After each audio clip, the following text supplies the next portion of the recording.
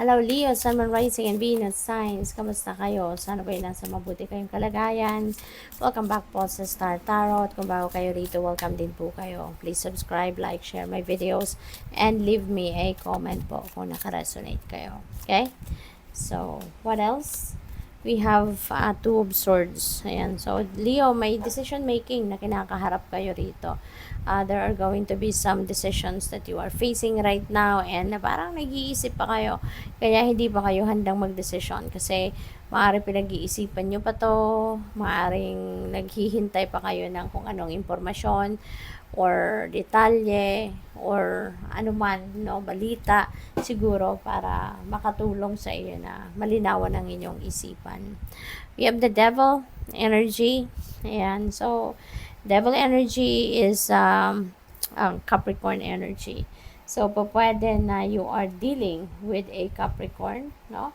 Or baka meron kayong Capricorn placement sa iyong chart. Kaya maaaring meron ganito. Baka merong hinihintay kayo na impormasyon, no, from a Capricorn person. So baka yung kausap mo dito, ka-transaction mo is also a Capricorn person. So pwedeng ganon. We have Seven of Swords. Ayan. So this is a warning para sa iyo. Okay? Na mag-ingat kayo sa paligid ninyo.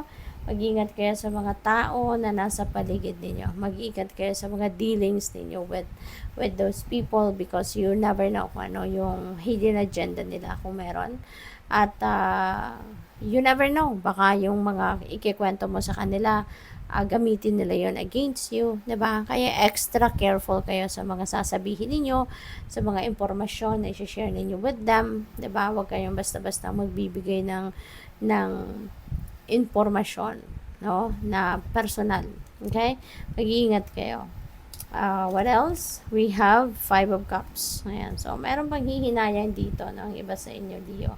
Maybe, nanghihinayang kayo sa mga oportunidad, no, na sana'y napunta sa'yo, no, baka gusto mong mapunta sa'yo, pero talagang kung hindi para sa'yo, hindi para sa'yo talaga, Leo, diba? Kung hindi ukol, hindi bubukol, and if it's not meant for you, then talagang hindi yan ibibigay sa'yo ng universe, diba? Kaya sana, no, ma-realize ninyo na wag na ninyong don't dwell on whatever it is that you don't have or what you have lost. Kasi ibig sabihin doon, hindi yan para sa'yo. Otherwise, di ba may kasabihan nga na whatever is meant for you won't pass you by. No? By hook or by crook. Diba? Yan ay mapupunta at mapupunta sa'yo. Alright? Kaya wag na kayong malungkot. Dadating at dadating kung ano ang para sa'yo at dadating kung ano ang best para sa'yo dahil lagi naman kung ano ang mabuti para sa atin. Yun ang binibigay sa atin ng universe. We have saving. This could be a reminder para sa iyo, no, na it's about time na for you to save money. It's about time na for you to prepare for your future, to establish your financial future, yung ganon. Kaya ito yung ninyo, ito yung reminder para sa inyo. Or possible na ito na yung ginagawa ng iba sa inyo, no? Parang sinasabi lang sa inyo rito ng spirit na go for it, good job, no? At kayo'y nag-iipon. So what else? We have withdrawal. Baka kayo ay pwedeng ang iba sa inyo dito baka magwi-withdraw ng malaking amount ng pera, no? Yun lang din na na-pick up ko.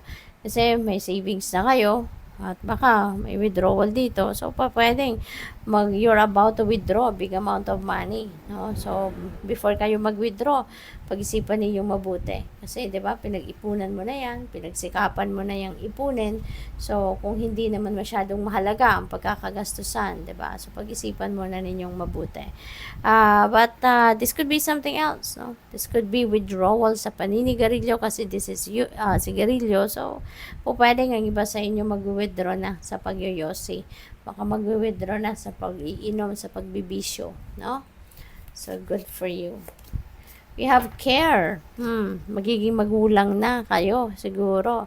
Baka magiging nanay na kayo, magiging tatay na kayo. Or baka you really have that roles already, no? Nanay at tatay na.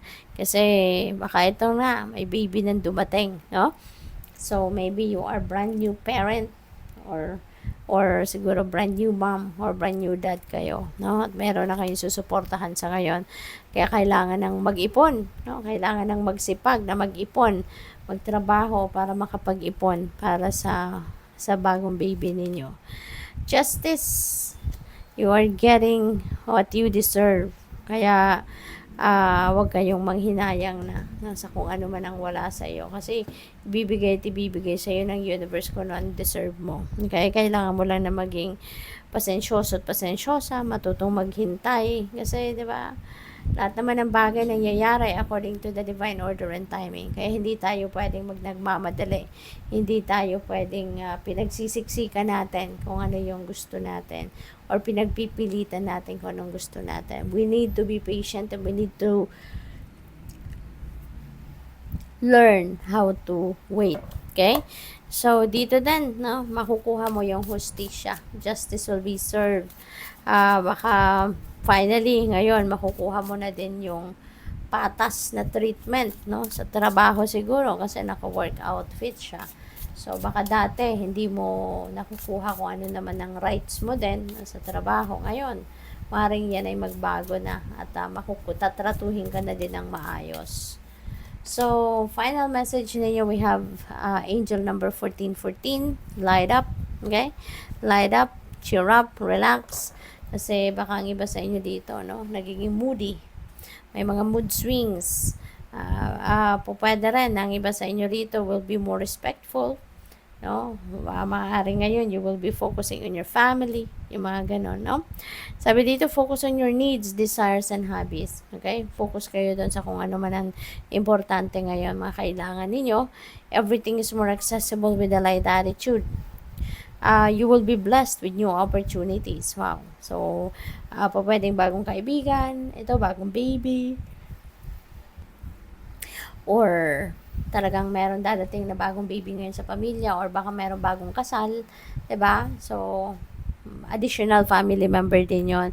Good vibes will speed up the process. No? Ganun talaga, kapag masaya tayo, kapag excited tayo, mas tumataas ang ating vibrational frequency at mas mabilis natin magawa, no, or ma-accomplish kung ano man ang mga bagay na pinagsisikapan natin pagtrabahuan, 'di ba? Mas nagiging successful tayo agad-agad. Good luck. Thank you for watching. Love and light. Namaste.